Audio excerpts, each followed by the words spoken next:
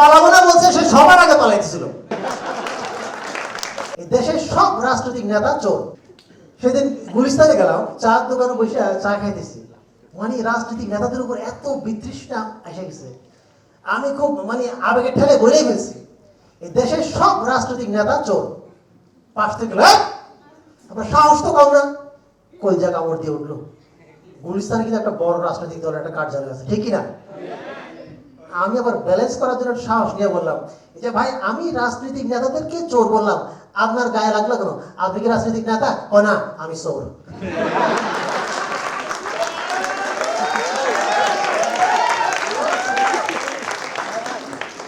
মানে অবস্থাটা এত খারাপ পর্যায়ে গিয়ে দাঁড়াইছে, মানে এদের প্রতি মানুষের চিন্তা ভাবনা লেভেল কোন জায়গায় গিয়ে দাঁড়াইছে।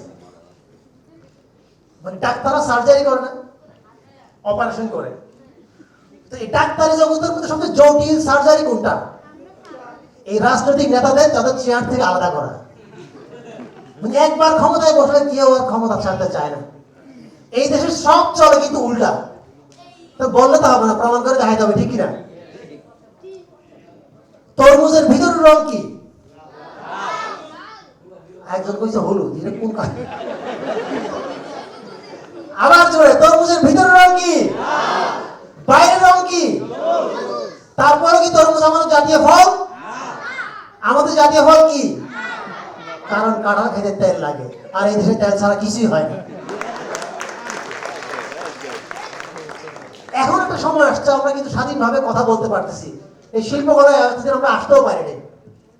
কিছু লিখলে, ফেসবুকে লিখলে আদালত অবমাননা, এই সেই, অনেক টিচার, অধ্যাপক, স্টুডেন্ট, চাকরিজীবী কিন্তু জেলে ছিল।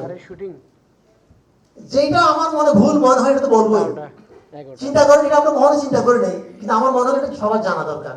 আমরা সবাই শহীদ মিনারে পুষ্পস্তবক অর্পণ করি, ঠিক কিনা? এই শহীদ মিনারে শহীদ হচ্ছে আরবি শব্দ, মিনার ফার্সি শব্দ, পুষ্প সংস্কৃত শব্দ, আর এই তিনটা বিদেশি শব্দ নিয়ে বাংলা ভাষা হিসেবে মেনে নিয়েছে যে প্রতিষ্ঠান, এই বাংলা একাডেমির একাডেমি আবার ইংরেজি শব্দ। এতগুলি বিদেশি শব্দের ভিড়ে আমরা যে মাঝে মাঝে দুই একটা ইংরেজি শব্দ বলতে কমফোর্ট ফিল করি, এটা কারো সহ্য হয় না। হয় না, ইংরেজি মারাও কেন, কমফোর্ট বলে কেন, আরাম বলতে পারো না? আরাম আবার ফার্সি শব্দ। কি মুসিবত দেখো তো, মুসিবত আবার আরবি শব্দ। আমরা কিন্তু সরকারি এবং বেসরকারি সার্ভিস কি আলাদা না? রাত দিন তফাৎ। খুব সোজা বাংলা যদি বলি যে কর্মচারী আর সরকারি কর্মচারীর মধ্যে তফাৎ কোথায়? কাজ করতে করতে যার জ্বর চলে আসে সে হলো কর্মচারী, আর কাজ দেখলে যার জ্বর চলে আসে সে হলো সরকারি কর্মচারী। আর একটু ভাইয়া বলি, সার্ভিস কেমন? আমাদের পাশের বাসার এক মহিলা গেছে বিধবা ভাতার আবেদন করার জন্য। তো অফিসার বলছে আপনার জামাই মারা গেছে কবে? কোন আমার জামাই তো মারা যায়নি। জামাই মারা যায়নি, আপনি বিধবা ভাতার আবেদন করতে আসছেন? আপনাদের সরকারি কাজে সময় লাগে, ততদিন উনি মারা যাবেন।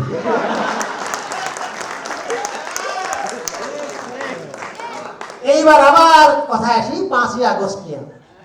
5ই আগস্ট গণভবনে গেছেন কারা কারা, হাত তুলুন তো।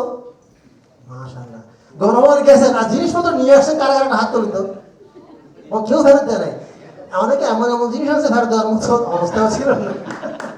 কিন্তু বাঙালি আমার একটা তালে ঝোঁকের মাথা, একটা যেদিকে যায় সব ওইদিকে, কিন্তু আমি বাকিদের চেয়ে আলাদা।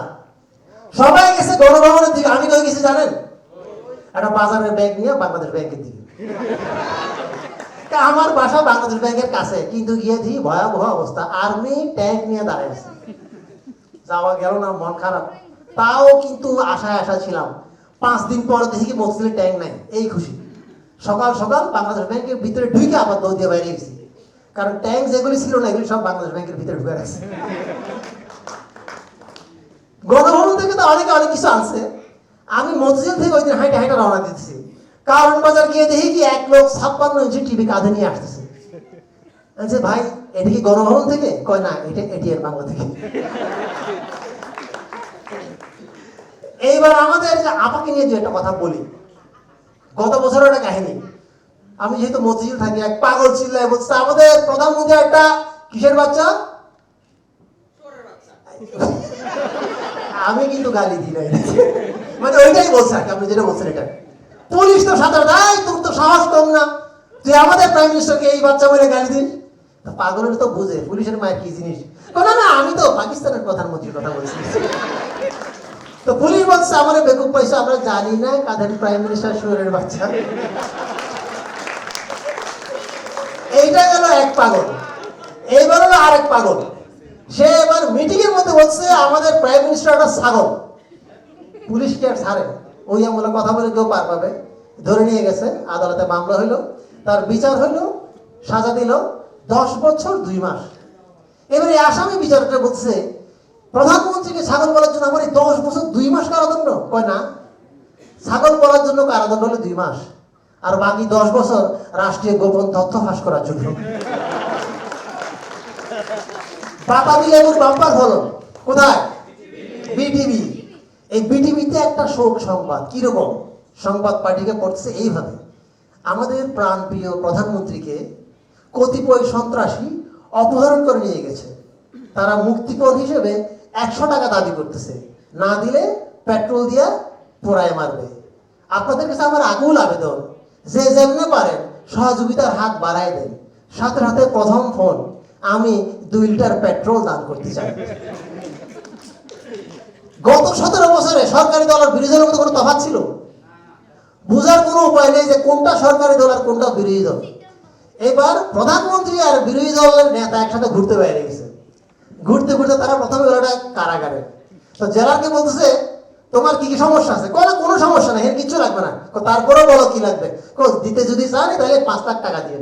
ঠিক আছে, এবার আগায় গেল একটা স্কুলের দিকে, প্রিন্সিপালকে বললো আপনাদের কি কি সমস্যা? আর কইেন না, এখানে না আছে স্টাফ, না আছে টাকা, স্কুলের বিল্ডিং ভাঙে ভাঙে ভাব, ল্যাবে কোনো যন্ত্রপাতি নেই, কান্নাকাটি বন্ধ করেন, কত টাকা লাগবে? কম 50 লাখ টাকা। ঠিক আছে, পরদিন প্রধানমন্ত্রী এসে কারাগারে দিল 50 লাখ আর স্কুলে দিছে 5 লাখ।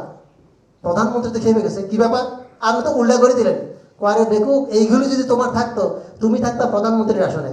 এই বয়সে না তুমি যাইবা স্কুলে না আমি যাবো স্কুলে, কিন্তু কারাগারে তো আমাদের 2জনরাই যাইতে হবে। সবাই নিয়ে বললাম, একজনকে নিয়ে বলা হয় নাই, তাকে নিয়ে একটা ঘটনা দিয়ে শেষ করবো। সে কে? পালাবো না। কে? একটা ঘটনা বলতেছি, যে পালাবো না বলছে সে সবার আগে পালাইতেছিল, বিমানে করে পালাইতেছে। বিমানে আছে 4 জন। আপনারা আমাকে হিসাবে সাহায্য করবেন, একজন পাইলট, একজন পালাবো না, একটা হাই স্কুলের হেড স্যার, আর 10ম শ্রেণীর একজন ছাত্র। হঠাৎ পাইলট অ্যানাউন্স করলো বিমানে যান্ত্রিক গোলযোগ দেখা দিছে, বিমান যে কোনো সময় বিধ্বস্ত হবে, বিমানে প্যারাসুট আছে 3টা, আমরা যাত্রী 4 জন। আমি যেহেতু পাইলট আমি একটা নিয়ে দিলাম লাভ। এবার প্যারাসুট কয়টা? 2টা। যাত্রী কয়জন? 3 জন। পালাবো না তো পালাবো না বললো সবার আগে সে। দেখো কাগজ কলম আমরা পদত্যাগ করে তারপর আমার পাওয়ার আছে, তারা হয়ে করে দিল না একটা নিয়ে। এবার প্যারাসুট কয়টা? একটা। যাত্রী কয়জন? 2 জন। হেড স্যার আর 10ম শ্রেণীর ছাত্র। এইভাবে হেড স্যার বলছে দেখ বাবা আমার তো বয়স হয়েছে, আমি তো মারাই যাব, তুই লাভ দে। ছাত্র বলল স্যার চিন্তার কোনো কারণ নেই, প্যারাসুট এখনো 2টা আছে। কেমনে? আমাদের পালাবো না তাড়াহুড়ো করতে গিয়া প্যারাসুট মনে করে ভুলে আমার স্কুলের ব্যাগ নিয়ে লাভ দিচ্ছে। ধন্যবাদ সবাইকে।